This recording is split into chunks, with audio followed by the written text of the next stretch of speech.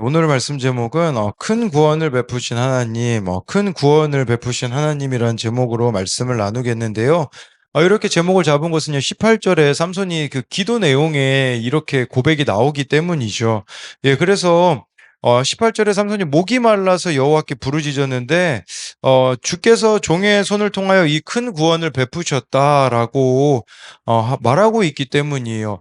이것이 여러분 삼손의 첫 번째 기도입니다. 이제서야 삼손이 처음으로 기도를 하는데, 물론 이 기도는요, 사실 뭐 개인적인 그런 육신의 필요에 의한 기도였기는 합니다. 그럼에도 불구하고 이 기도가, 어, 좋은 점은, 여기서 좀 그래도 괜찮았다라고 여길 수 있는 점은 뭐냐면, 지금 이스라엘 사람들은 기도하는 법을 잊어버렸거든요. 그러니까 40년 동안 지금 블레셋한테 압제당해도요, 기도하지 않습니다. 그러나 삼손이 이렇게 부르짖었다라는 것은 네, 어떤 이렇게 압제와 같은 상황 속에서도 예, 우리도 하나님께 기도하며 나아갈 때 하나님이 큰 구원을 베풀어 주신다라는 것입니다.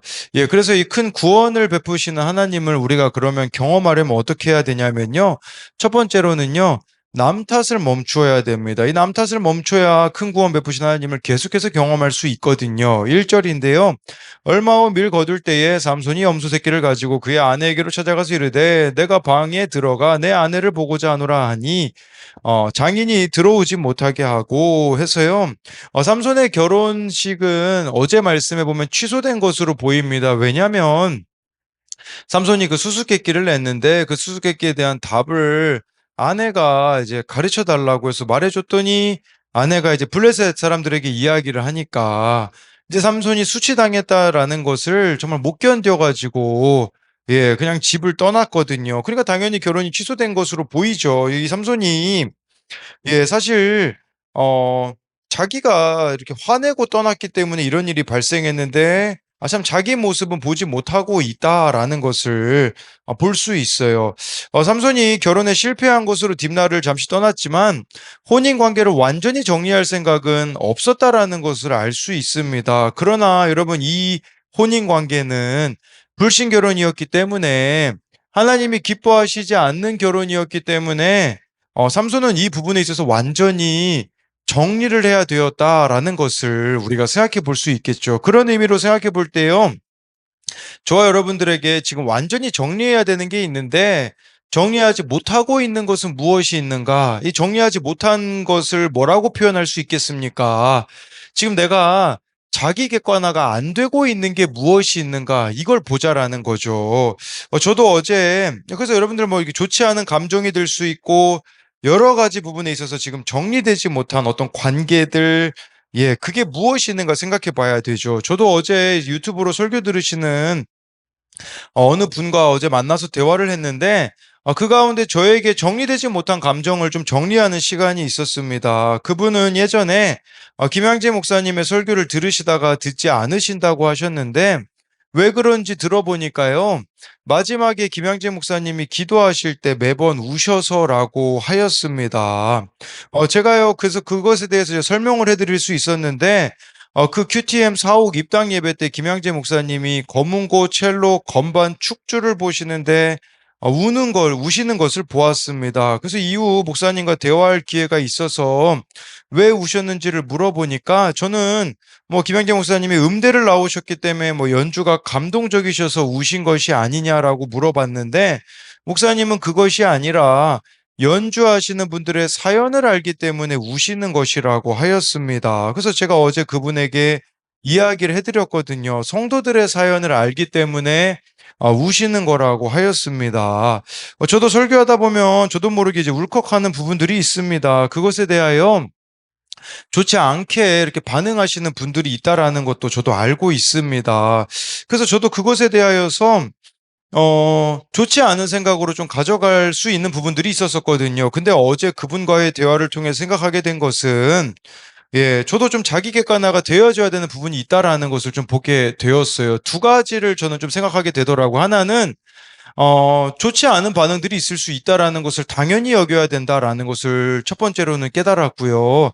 두 번째로 제가 깨닫게 된 것은 뭐냐면, 김양재 목사님은 다른 이들의 사연과 아픔에 대해 이렇게 우시는 경우들이 있는데, 저는 그거보다는요, 제 자신에 대한 좀 연민이 커서 좀 이렇게 설교하다가 운다라는 생각이 들더라고요. 그러면서, 나도 이제는 참 이렇게 구원 때문에 좀 우는 자가 되어야겠구나라는 생각이 들었거든요. 예, 제가 이것을 왜 말씀드리냐면, 제 안에 정리되어지지 않은 것들이 정리가 되어지니 경험하게 되는 게 있습니다. 그것은 뭐냐면, 남 탓을 멈추게 되었다라는 부분인 것이죠. 여러분, 우리 안에 정리되어지지 않는 부분들을 정리하셔야 남 탓을 멈추게 됩니다. 3절부터 5절인데요. 삼손이 그들에게 이르되 이번은 내가 블레셋 사람들을 해할지라도 그들에게 대하여 내게 허물이 없을 것이니라 하고 삼손이 가서 여우 300마리를 붙들어 그 꼬리와 꼬리를 메고 회를 가지고 그 두 꼬리 사이에 한 회를 달고 회에 불을 붙이고 그것을 블레셋 사람들의 곡식밭으로 몰아들여서 곡식단과 아직 배지 아니한 곡식과 포도원과 감람나무들을 사른지라. 여러분 이 3절부터 5절이 뭘 보여주는 겁니까? 분노 조절이 안 되는 삼손의 모습이 나와 있는 겁니다. 3절만 봐도 알 수 있지 않겠습니까? 이렇게 장인이 다른 사람에게 내 아내를 줬으니까 나는 블레셋 사람들을 할지라도 내게 허물이 없을 거다. 이게 마땅하다라는 식인 거죠. 내가 이렇게 피해를 입었기 때문에 복수하는 것은 정당하다라는 거죠. 여러분, 내 죄가 안 보이는 사람의 특징은 자신은 잘못이 없다라고 말하는 겁니다. 나는 아무 잘못이 없다라는 거죠. 그리고 나의 복수는 정당하다라고 여기는 이런 모습이 있지 않는가? 남 탓이 끊이지 않는 삼손의 모습이 나와 있어요. 4절에 5절, 4절, 4, 5절을 보면요. 삼손은요, 자신이 가진 힘과 능력을 가지고 어떤 일을 저지릅니까? 복수하는데 쓰고 있어요. 그래서 4절에 여우 300마리 붙들어 가지고요. 두 꼬리 사이에 한 회를 달고 거기 불 붙여 가지고요. 블레셋 사람 곡식밭으로 이렇게 몰아들이게 하는 것을 보여주는 거죠. 그래서 6절에서 8절에 보면요. 블레셋 사람들이 이르되 누가 이 일을 행하였느냐 아니 사람들이 대답하되 딥나 사람의 사위 삼손이니 장인이 삼손의 아내를 빼앗아 그의 친구에게 준 까닭이라 하였더라. 블레셋 사람들이 올라가서 그 여인과 그의 아버지를 불사르니라. 삼손이 그들에게 이르되 너희가 이같이 행하였은즉 내가 너희에게 원수를 갚고야 말리라 하고 블레셋 사람들의 정강이와 넓적다리를 크게 죽이고 내려가서 에단 바위 틈에 머물렀더라. 블레셋 사람들이 화가 나죠. 왜냐하면 자신들의 그 추수 때인데 이제 뭐 다 불타버렸으니 누가 이런 짓 저질렀느냐라고 하니 당연히 삼손이 저질렀다라고 하죠. 그랬더니 이제 이 블레셋 사람들이 화가 나가지고요. 삼손하고 결혼하려고 했던 그 여자와 그의 아버지의 집을 이렇게 아버지를 불사르는 끔찍한 일을 저질렀다라는 거죠. 여러분 이걸 통해서 알아야 되는 게 뭐겠습니까? 남 탓으로 나아가게 되면요. 끊임없는 복수가 일어날 수밖에 없다라는 겁니다. 전혀 문제가 해결되어지지 않는다라는 것을 아셔야 되죠. 복수가 복수를 낳게 되어지는 것이죠. 그랬을 때 삼손이요. 어떤 짓을 저지릅니까? 7절에 보니까요. 블레셋 사람들 너희들이 이렇게 행동했기 때문에 나는 이제 원수를 갚고야 말 거다라고 하면서 이렇게 8절에 보니까 블레셋 사람들의 정광이야 넓적다리를 크게 쳐서 죽이고 이렇게 내려갔다라는 거 정말 블레셋 사람들의 이런 것들이 삼손의 분노를 더욱 자극시키는 결과를 가지고 왔다라는 거죠. 그런데 여러분 여기 원수를 갚고야 말리라. 근데 진짜 원수는 누구였습니까? 바로 삼손의 자기 자신이 사실은 가장 큰 원수였던 거죠. 여러분 우리가 이걸 아셔야 됩니다. 원수는 다른 데 있지 않습니다. 네, 바로 내 자신일 수 있는 거죠. 그래서 이 불의에 대한 의분이 아니라 자신의 감정을 따른 그냥 고집스러운 결심이라는 것을 이 7절의 이런 삼손의 고백은 그냥 고집스러운 자신의 감정에 따른 결심이라는 것을 알아야 합니다. 여러분 이것은 의로운 분노라고는 볼 수가 없습니다. 그래서 이것에 대한 두 가지 적용도요. 내 삶에 완전히 정리되어야 하는데 정리되지 못한 부분은 무엇이 있습니까? 뭐 쉽게 말하자면 자기 객관화가 안 되고 있는 부분들이 있다면 무엇이 있느냐라는 거죠. 그렇기에 남 탓만 하지는 않습니까? 정말 내 인생이 이렇게 된 것은 누구누구 때문이야라고 우리가 이렇게 반응하고 있지 않는가를 생각해 보자는 거죠. 또 한 가지는 하나님께 받은 사명과 상관없이 내 감정과 정욕에 충실하지는 않습니까?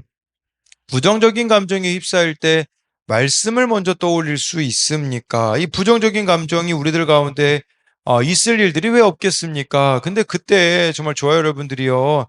사실 이때가 제일 말씀이 안 들리고 이때가 제일 말씀 보기 싫거든요. 근데 그때 말씀 앞에 나아갈 수 있는가를 묻는 질문입니다. 네, 두 번째로는요. 큰 구원을 베푸신 하나님을 경험하려면요. 자기 중심성을 버려야 합니다. 9절부터 11절인데요.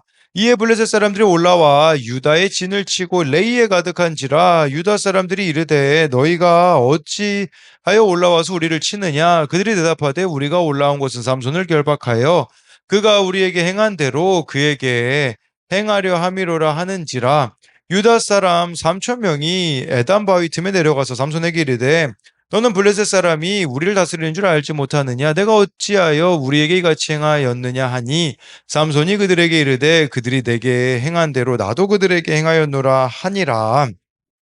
블레셋 사람들이 이제 유다라 이제 보니까 유다의 진을 치고 레이에 가득했다라는 것은 싸우러 왔다라는 겁니다. 그랬을 때 이제 유다 사람들이 그럼 어떻게 해야 됩니까? 블레셋과 싸워야죠. 근데 문제는 뭐냐면 삼손과 싸우려고 하는 거죠. 그리고 여기서 보니까 네, 그랬을 때 이제 얼마나 유다 사람이 충분히 싸울 수 있었다라는 것을 알 수 있는 게 뭐냐? 11절에 보니까요. 유다 사람이 3천 명이 지금 삼손에게 가가지고요. 너는 블레셋 사람이 우리를 다스리는 줄 알지 못하느냐라는 게 무슨 말이겠습니까? 지금 싸울 전의를 상실해 버렸다라는 거예요. 유다 사람들이요. 여러분 사사기 시작할 때 유다 사람들은 어떤 사람들입니까? 하나님께 물어봤던 자들이죠. 하나님, 누가 앞장서서 싸우면 됩니까? 그때 하나님이 유다 사람이 앞장서야 된다. 그게 사사기 1장에 나오잖아요. 그랬던 유다 지파가 지금 어떻습니까? 삼손한테 지금 3천 명 가는 이런 모습이 나타나 있는 거죠.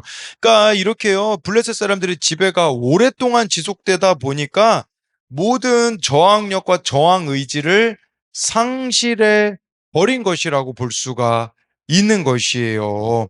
그러니까 하나님께서는 삼손의 일을 통해 이스라엘이 블레셋을 대상으로 싸우도록 유도하셨지만 이스라엘은 이런 하나님의 의지를 전혀 파악하지 못했다라는 거죠.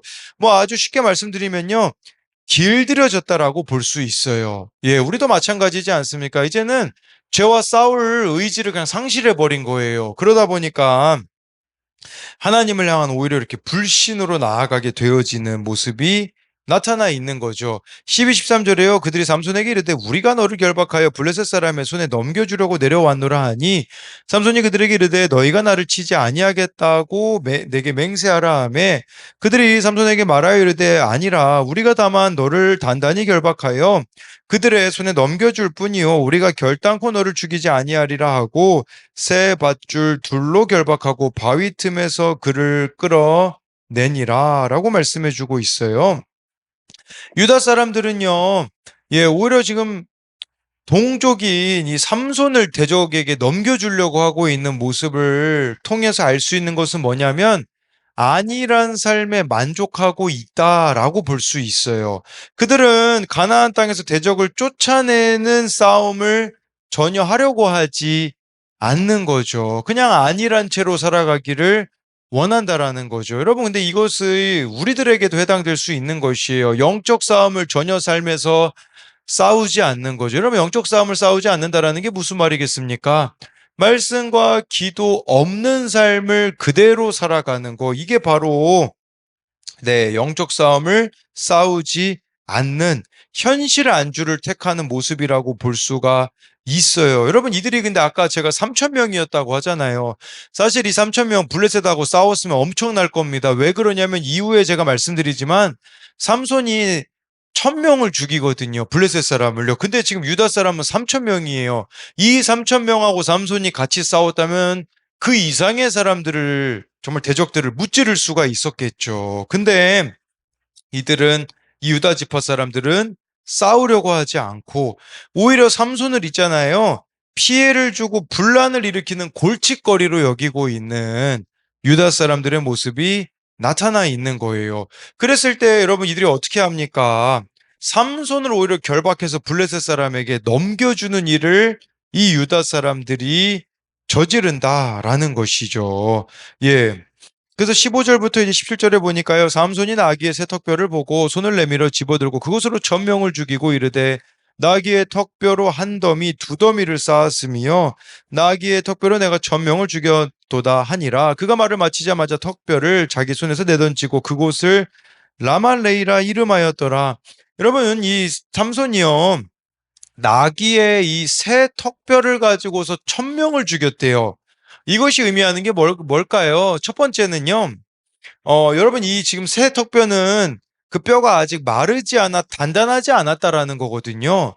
여러분 이거는 무기로서 기능을 상실했다는 의미입니다. 이건 무기로서 능력이 없다라는 거예요. 그럼 이게 뭘 말하는 거겠습니까? 하나님이 하셨다라는 거죠. 그러니까 나귀의 새 턱뼈로 1,000명을 죽인 것은 전적인 하나님의 은혜였었다라는 의미가 첫 번째고요. 두 번째는요. 이거는 무기로 삼손이 삼아서는 안 됐다라는 의미도 있습니다. 왜 그러냐면요. 여러분 나귀의 새 턱뼈라는 것은 지금 나귀의 그 사체를 지금 이 삼손이 만졌다라는 거거든요. 여러분 이 지금 삼손은 누굽니까? 예, 바로 나시린이거든요. 나시린은 사체를 만져서는 안 되었는데 지금 그것을 어기고 있는 삼손의 모습이 여기에 나타나 있는 거예요. 근데 여러분 이런 승리를 하나님이 이런 상황 가운데도 주셨다면 그러면 이제 누구를 높여야겠습니까? 하나님을 높여야 되는데요. 지금 삼손은요. 자기를 높입니다. 내가 처음 나귀의 턱뼈로 1,000명 죽였다. 그러면 이 자기애가 나오고 있어요. 네, 자기 부인이 아니라 자기 애가 끊임없이 나오죠. 그러면서 하나님에 대한 내용은 하나도 언급하지 않고요. 모든 공로를 이젠 자기에게 삼손이 돌립니다. 그 17절에 보니까요. 예, 그리고 그 지역을요. 라만레이라 이름하였다라는 것은요. 이 라만레이는 턱뼈의 언덕이라는 뜻이에요. 그러니까 이 지역의 명칭으로도 자신의 업적을 기념하고 있는 삼손의 모습이 나타나는데 이것이 뭘 의미하겠습니까? 삼손은 사람들의 기억에서 자신의 업적이 잊히지 않기를 바라는 자기를 높이는 모습이 나타나 있는 겁니다. 마지막으로 18, 19절을 보면요. 삼손이 심히 목이 말라 여호와께 부르짖어 이르되 주께서 종의 손을 통하여 이 큰 구원을 베푸셨사오나 내가 이제 목말라 죽어서 할례받지 못한 자들의 손에 떨어지겠나이다 하니 하나님이 레이에서 한 우묵한 곳을 터뜨리시니 거기서 물이 솟아나오는지라 삼손이 그것을 마시고 정신이 회복되어 소생하니 그러므로 그 샘 이름을 에낙고레라 불렀으며 그 샘이 오늘까지 레이에 있더라. 지금 삼손이요 처음으로 기도합니다. 왜 기도합니까? 아주 쉽게 말씀드리면요. 너무 목이 말라서 하나님 앞에 기도하는 거죠. 그러니까 이 육신의 얘가 개인적인 지금 삼손은 예, 개인적인 걸 가지고 기도하고 있어요. 뭐 이스라엘의 구원을 위한 기도가 아니라 개인의 목마름을 해결해 달라는 것에 그치고 있는 거죠. 예, 그랬을 때 참 삼손의 기도는 그가 보였던 삶의 방식만큼이나 자기중심적이라고 볼 수가 있어요. 그리고요, 좀 여기 아이러니가 등장하죠. 18절에요. 할례 받지 못한 자의 손에 떨어지겠나이다 라고 말하는 것은요. 여러분, 이게 좀 아이러니죠. 왜 그러냐면, 할례 받지 않는 여인과 결혼하려고 했던 삼손이 할례 받지 않는 자들에게 죽임당하는 건 절대 안 된다라고 말하는 거, 이게 바로 예, 아이러니라고 볼 수가 있는 것이에요. 그래서 삼손이 예, 이렇게 기도하고 있는 것은 그냥 육신의 갈증 때문이고, 우리 또한 이렇게 한계 상황에 이르러야 하나님께, 꼭 한계 상황이 아니면 하나님께 기도하지 않는 그런 교만이 우리들에게 있다라는 거예요. 그럼에도 불구하고 하나님은 그 기도를 들으셨다라는 것은 뭘 말하겠습니까? 하나님은요, 이스라엘이 이렇게라도 하나님께 부르짖기를 원했다라는 거예요. 근데 여러분, 지금 이스라엘은 하나님께 기도하지 않죠. 왜 기도하지 않습니까? 교만하기 때문이죠. 아직은 한계 상황이 아니라고 여기기 때문에 기도하지 않는 거죠. 여러분, 왜 우리가 말씀 앞으로, 기도 앞으로 안 나옵니까? 예. 교만 때문이라는 것을 말해주고 있죠. 그리고 19절에 보니까요, 여기 또 이렇게 하나님이 물을 주시니까요, 에나꼬레라고 합니다. 이렇게 이름을 짓죠. 이 에나꼬레라는 것은요, 부르짖는 자의 셈 또는 이름을 지은 자의 셈으로 해석이 됩니다. 근데요, 뭐 어느 쪽으로 해석하든지요, 삼손에게 초점이 맞춰져 있는 이름이에요. 하나님의 은혜보다는 하나님의 손을 움직였다고 착각한 삼손이 자신의 능력을 더 기념하는 거죠. 여러분, 이 자신의 이름을 세상에 남기려는 거, 이게 바로 죄인의 본성이라는 거예요. 이 에나꼬레라는 이름은 하나님의 은혜가 아니라 삼손의 경험에 초점이 맞춰져 있는 것이죠. 그렇기 때문에 자기 이름을 남기려고 하고 있는 삼손인데, 중요한 것은 무엇인 줄 아십니까? 이 과정을 통해 삼손이 깨달은 것은 아무것도 없다라는 거예요. 여러분, 이런 일들을 경험함으로써 삼손이 지금 깨달아야 되는 것들이 있거든요. 근데 그게 전혀 없어요.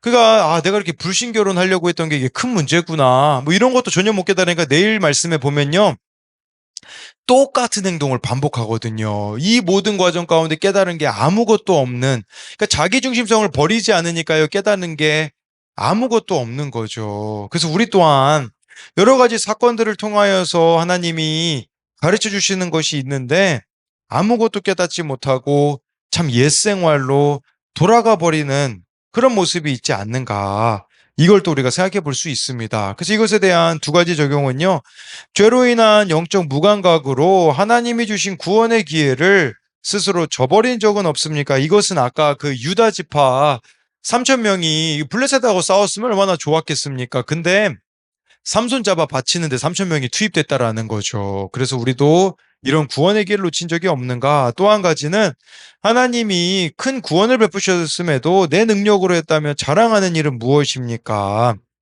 한계 상황에서 하나님께 부르짖습니까? 그래서 이 하나님이 큰 구원 베푸신 거 내 능력이라고 지금 착각하고 있는 삼손의 모습을, 돌아보자라는 거죠.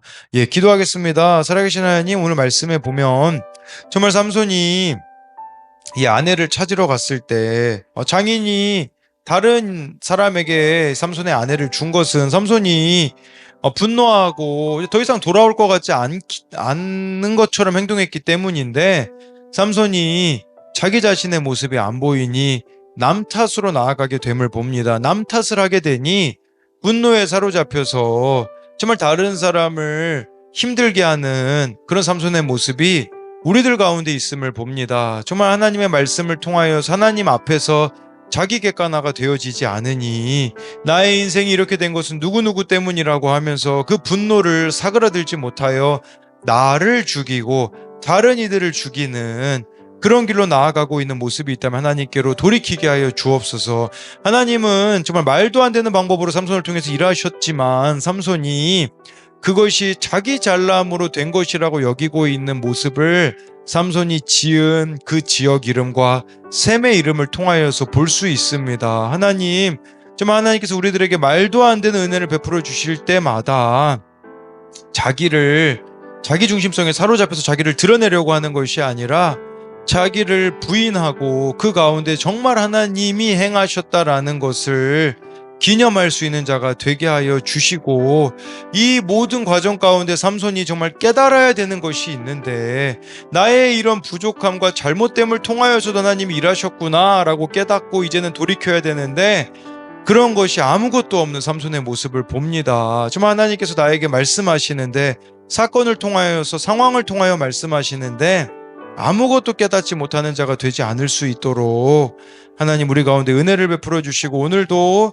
우리에게 일어나는 그 일들을 통하여서 하나님이 나에게 무엇을 깨닫기를 원하시는가를 발견하는 자가 되게 하여 주실 것을 믿으며 살아계신 예수님 이름으로 기도드립니다. 아멘.